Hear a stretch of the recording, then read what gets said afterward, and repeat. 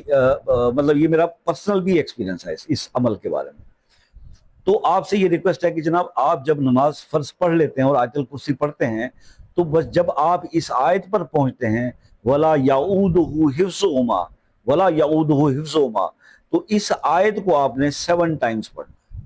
वला याऊदुहु हिफ्ज़ुहुमा, इसको आपने 7 टाइम गिन के पढ़ना है और फिर आयतुल कुर्सी मुकम्मल करनी है। बस इतना सा अमल है, ठीक है जी।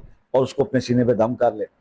तो ये आप अमल कीजिए बहुत, हर नमाज के बाद, हर फर्ज नमाज के बाद आपने इस तरह से आयतुल कुर्सी, तमाम बहनें तमाम भाई ये अमल करके देखें। इंशाल्लाह आप देखेंगे कि ज़मीन और आसमान में जो भी खजाने हैं अल्लाह पाक सब आपके कदमों में डाल देंगे। अल्लाह पाक बेइंतहा अता फरमाएंगे। तो ये कि आपकी दुनिया और आखिरत दोनों अल्लाह के हुक्म से इस अमल की बरकत से संभल जाएंगी।